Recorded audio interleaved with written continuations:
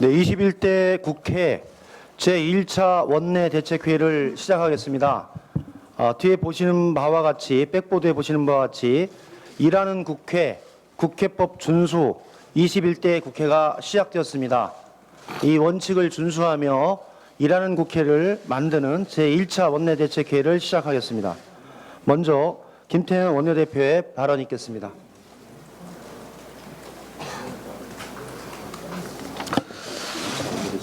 오늘 21대 국회 임기가 시작된 후에 우리 민주당의 첫 번째 의원총회가 열립니다. 의원총회 1호 안건은 국회의장단 선출을 위한 임시회 소집 요구의 건입니다. 의원총회가 끝난 후에는 곧바로 일하는 국회에 동의하는 제 정당과 함께 임시회 소집 요구서를 제출할 것입니다. 일하는 국회를 만들기 위한 대장정의 첫걸음이 될 것입니다. 법에 정해진 날짜에 국회를 여는 것은 결코 협상의 대상이 될 수 없습니다. 법을 지키지 않는 것이 협치로 둔갑하고 법의 뒤에서 흥정하는 것이 정치인 양 포장되던 과거의 잘못된 관행을 21대 국회에서는 반드시 청산하겠습니다. 시작이 반입니다. 정치의 근본을 다시 세운다는 비장한 각오로 법이 정한 날짜에 반드시 국회를 열겠습니다. 미래통합당도 더 이상 과거의 잘못된 관행에 매달리지 말고 일하는 국회를 만드는 데 조건 없이 동참해 주길 바랍니다. 미래통합당 회의실에 붙어있는 변화, 그 이상의 변화라는 말이 구호가 아니라 행동으로 이어지기를 기대합니다. 어제 한국판 뉴딜, 이른바 문재인 뉴딜의 기본 설계도가 나왔습니다.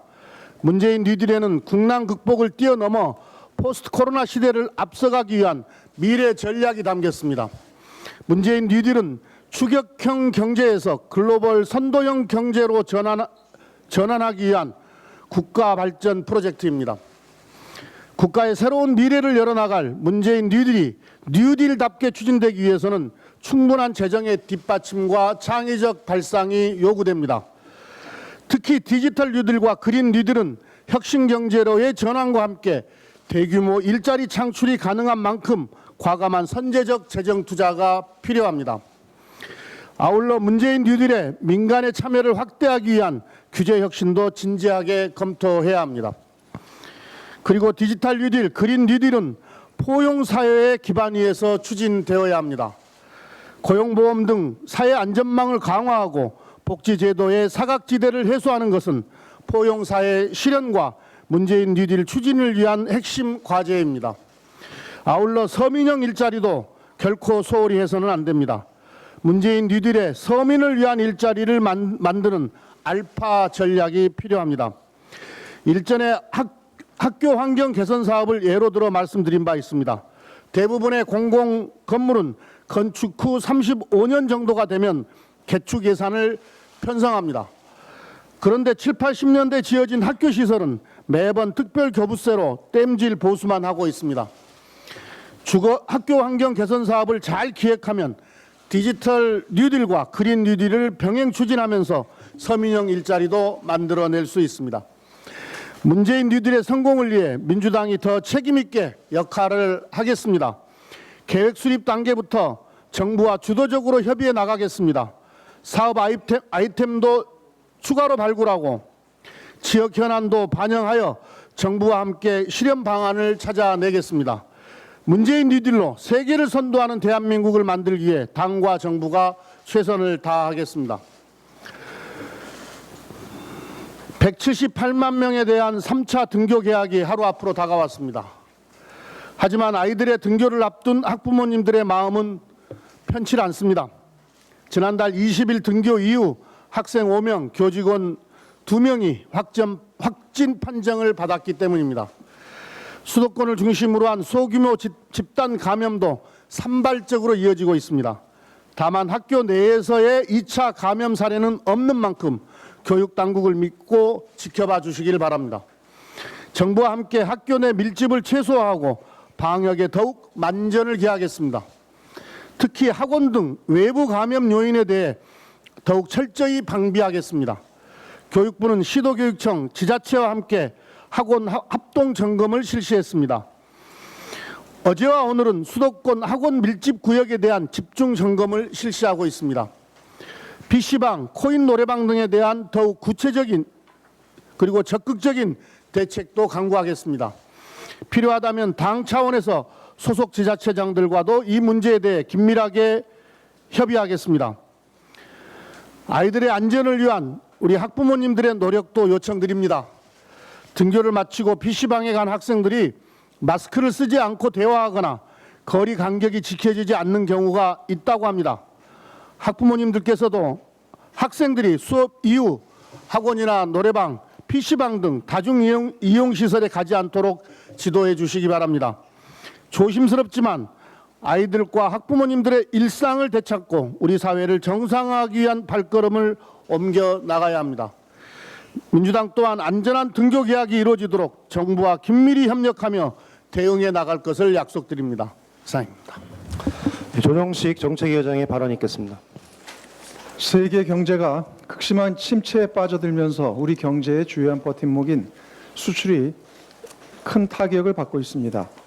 산업통상부가 어제 발표한 5월 수출입 실적 집계 결과 5월 수출액이 전년 동기 대비 크게 감소하면서 두 달 연속 20%대의 감소세를 기록했습니다.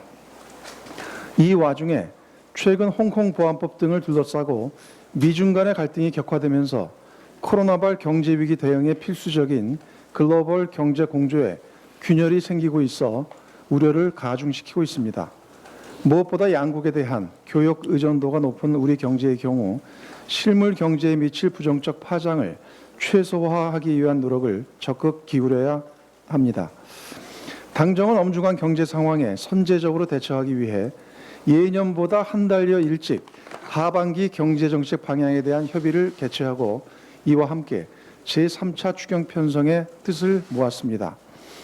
당정은 특히 올해 하반기에는 경제 반등의 모멘텀을 만들어 경제 위기 극복에 나서겠다는 비상한 각오와 인식을 함께하고 이를 위해 역대 최대 규모의 3차 추경을 편성하기로 하였습니다. 또한 신속하고 과감한 재정 투입을 통해 정책의 효과를 배가시킬 수 있도록 3차 추경의 조속한 처리와 집행에 최선을 다하기로 했습니다. 추경과 더불어 본 예산의 집행 속도를 제고하는 것도 현 시점에선 대단히 중요한 과제입니다. 사상 초유의 위기 상황인 만큼 상반기 재정 집행 목표를 반드시 초과 달성해 줄 것을 정부에 당부합니다. 참고로 20년 상반기 재정 집행 목표는 중앙재정 62%, 지방재정 60%, 지방교육재정 63%입니다. 3차 추경 편성과 관련해 한 말씀 더 드립니다. 당정은 추경 재원 마련에 있어 강도 높은 지출 구조 조정을 추진할 것이나 다만 지출 삭감을 통한 재원 조달에 한계가 있다는 점에서 일정 수준의 국채 발행도 병행할 것입니다. 주목할 부분은 장기적 초저금리 현상으로 인해 국고채의 조달 금리와 그에 따른 이자 지출이 꾸준히 감소하고 있다는 것입니다. 이로 인해 지난 2015년 평균 조달 금리 2.2%에 총 17조 7천억 원이었던 국채 이자 비용이 지난해에는 조달 금리 1.7%에 16조 7천억 원으로 1조 원 감소했습니다. 뿐만 아니라 한국 경제에 대한 국제사회의 신뢰가 높아지면서 30년 물 등 장기 국고채의 비중이 지난해에는 25%까지 늘어났습니다. 상환 기간이 길어 원금 상환 부담이 적은 장기 국고채 비중이 증가하는 것은 부채의 질도 나아지고 있다는 의미입니다. 더욱이 대한민국의 국가 채무 비율은 3차 추경에 국채를 발행하더라도 주요 국가들에 비해 안정적입니다. 즉, 우리 경제는 재정에 적극적이고 과감한 역할을 감당할 충분한 양적, 질적 기반을 갖추고 있다는 말씀을 드립니다. 거듭 말씀드리지만 지금은 경제 국난 극복이 최우선 과제입니다. 재정은 위기 탈출의 핵심적 수단이자 열쇠입니다. 더불어민주당은 조속히 원구성 협상을 마무리 짓고 추경이 국회에 제출되는 즉시 최단 기한 내에 이를 처리할 수 있도록 할 것입니다. 미래통합당의 대승적인 협조를 강력히 촉구합니다. 제21대 국회 임기가 시작됐습니다. 새롭게 문을 여는 국회는 국민들께 큰 실망과 분노만을 안겨드렸던 지난 20대 국회와 크게 세 가지 점에서 달라져야 합니다. 첫째, 국민과 민생을 위해 365일 일하는 국회가 되어야 합니다. 지난 20대 국회가 역대 최악의 무능국회로 전락한 가장 큰 원인은 미래통합당의 상습적 보이콧과 장외투쟁에 따른 국회 파행과 마비였습니다. 제21대 국회만큼은 이러한 잘못이 되풀이되어서는 안 될 것입니다. 당리당략을 앞세워 국회를 발목 잡는 구태 정치를 확실하게 추방하고 상시적인 국회 운영을 즉각 법제화해야 할 것입니다. 둘째, 당면한 국난 극복에 앞장서는 국회가 되어야 합니다. 코로나19의 팬데믹에 따른 경제 사회적 위기가 전 세계를 휩쓸고 있습니다. 우리 역시 고용과 수출, 내수 등 경제 전반에 걸쳐 위기가 본격화되고 있는 중입니다. 이를 조속히 극복하기 위해서는 3차 추경의 6월 중 처리는 물론 시급한 민생 경제 입법 통과에 여야가 대승적으로 협력해야 합니다. 셋째, 총선 민의에 부합되는 국회가 되어야 합니다. 지난 총선에서 국민들께서는 표로서 구태 정치를 심판하고 더불어민주당의 압도적 지지로 국회 운영의 책임과 권한을 부여하였습니다. 21대 국회는 그릇된 과거의 관행을 혁파하고 국민의 뜻에 따라 책임 정치 실현에 나서야 합니다. 이를 위해 가장 먼저 해야 할 일이 국회법 절차에 따라 오는 5일 국회의 문을 여는 것입니다. 이것이 21대 국회가 바로 서는 첫 걸음입니다. 더불어민주당은 제21대 국회가 365일 일하는 국회, 국난 극복에 앞장서는 국회, 총선 민의에 부합되는 국회가 될 수 있도록 법정 시한 내 의장단 및 상임위원장 선출에 만전을 기할 것입니다. 미래통합당도 총선 민의에 어긋나는 무리한 고집에서 벗어나 민심을 무겁게 받들어주기 바랍니다. 이상입니다. 네, 윤관석 정책위 수석부장의 발언이 있겠습니다. 예, 수도권 코로나19 확산세가 심상치 않습니다. 이태원 클럽발 집단 감염에 이어서 경기도 부천의 쿠팡물류센터에서 시작한 집단 감염이 수도권의 또 다른 물류센터와 콜센터, 보습학원 등으로 확산하고 있습니다. 수도권은 인구 밀집도가 높고 이동량이 많아서 서둘러 차단하지 않으면 수습이 어려질 수 있는 위험함이 있습니다. 이런 와중에 또 내일은 3차 등교도 예정되어 있습니다. 방역당국은 앞으로 2주가 수도권의 코로나19의 대유행 여부를 가를 고비로 판단하고 총력을 다해 대응하고 있습니다. 그 어느 때보다도 국민들, 특히 수도권에 거주하는 시민들의 적극적인 협조가 절실합니다. K-방역의 저력을 다시 보여줄 것이라고 믿습니다. 그러나 방역당국은 최근에 잘해온 것들만 성과만을 믿고 국민들의 협조만 강조해서는 안 될 것입니다. 이번 콜센터에 이은 물류센터의 경우에도 보듯이 방역에 약한 고리가 더 이상 없는지 다시 한번 철저히 점검하는 사전 예방 조치가 강화돼야 할 것입니다. 그동안 요양시설과 콜센터 등에서 집단 감염이 발생하자 부랴부랴 조치를 취하는 사후 약방문식의 방역당국의 대응 방역이 이번 물류센터 집단 감염에서도 반복되고 있는 듯하여 국민의 불안이 부추겨지고 있습니다. 이 부분을 철저하게 사전 조치로 방역을 추진해야 할 것입니다. 저희 당은 코로나 국난 극복위원회를 지금도 가동을 하고 있습니다. 방역본부와 비상경제대책본부 그리고 포스트 코로나본부 3개 본부에 약 20여 개의 TF가 지속적으로 방역과 어려워지는 경제 대책들을 함께 준비를 하고 있습니다.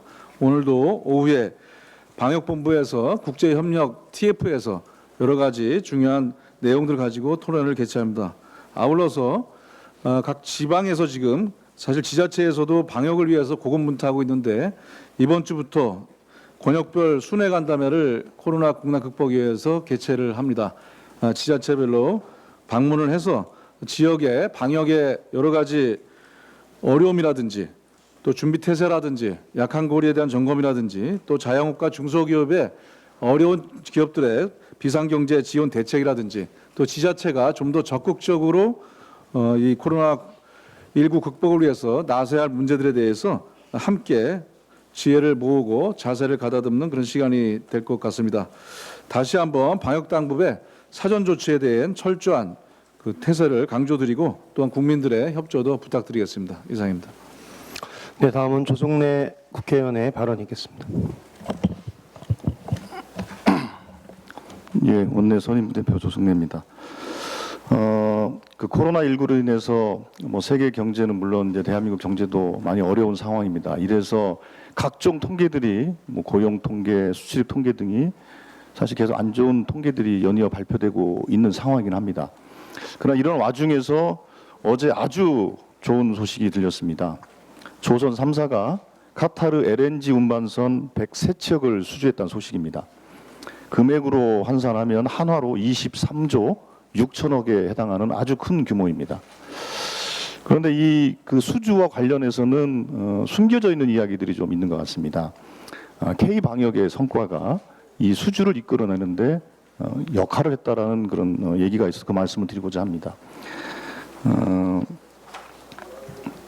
지난 3월 24일 날 카타르에서는 한국에 SOS를 쳤다고 합니다. 이제 그때 코로나19가 막 확산되는 상황이어서 그때 그 SOS를 친 주체가 이번에 LNG 선을 발주했던 그 에너지 장관, 알카비라는 에너지 장관이 우리나라의 대한민국의 가스공사 사장에게 한국의 진단 키트, 진단 장비 같은 것들을 좀 신속하게 좀 제공을 해줬으면 좋겠다라는 요청을 했고, 그래서 가스공사는 국내의 그 바이오 기업들과 접촉을 해서 단 열흘 만에 계약을 하게 되고, 진단 키트뿐만 아니라 진단 장비까지 세트로 보내서 카타르의 신속한 진단에 도움을 줬다라는 그런 성과로 근거해서 이 LNG선의 수주가 가능했다라는 그런 얘기가 있습니다.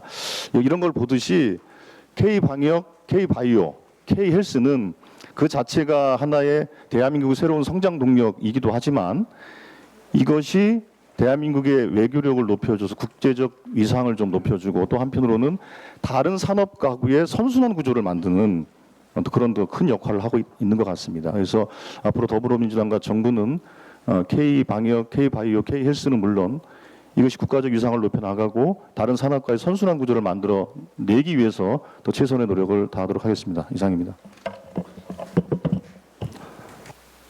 원내부대표 우리 신현영 의원의 발언이 있겠습니다. 더불어민주당 원내부대표 신현영입니다. 코로나19 확진자 수가 이태원 클럽발 그리고 쿠팡 물류센터 집단 발생 이후에도 1일 기준 두 자릿수를 기록하면서 여전히 잠불씨가 남아있는 상황입니다. 그 와중에도 코로나19의 위기 극복을 위해서 지금도 현장에서 헌신하고 계신 의료진과 종사자분들의 노고와 생활 속 거리 두기를 철저히 지키고 계신 국민들께 감사드립니다. 저는 의료 현장에서 코로나19를 대응했던 전문가의 한 사람으로서 건강한 국가를 만드는 데 헌신하고자 국회에 들어왔습니다. 현장에서 직접 느꼈던 문제의식을 담아서 방역 시스템 재구축을 위한 정부 조직법 개정안을 감염병 1호 법안으로 발의를 하였습니다. 개정안은 질병관리본부를 청으로 승격시켜서 그 위상과 독립성을 확대하고 보건복지부의 복수 차관제를 도입해서 보건의료 정책의 전문성을 더 강화하는 내용입니다. 지난 2015년 메르스 사태 이후에 보건복지부 복수 차관제 도입은 충분히 논의되지 못한 채 폐기되었습니다. 이번 코로나19 사태를 겪으면서 사회적 공감대가 높아진 만큼 조속히 복지부의 효율적인 업무 추진 체계를 구축해야 할 때입니다. 국내 많은 전문가들이 올 가을에 코로나19의 2차 유행을 예견하고 있습니다. 21대 국회가 시작하면 정부 조직법 개정안을 우선 과제로 추진해서 더욱 체계적이고 세밀한 의료 방역 체계 마련에 힘을 모아주시길 부탁드립니다. 모든 국민이 감염병으로부터 안전한 나라에 살 수 있도록 그 첫 단추인 정부 시스템을 개선하는 데 여야 모두 일하는 국회를 통해 힘을 합쳐 주실 것을 기대합니다. 이상입니다. 네, 회의를 비공개로 전환하겠습니다. 협조 부탁드립니다.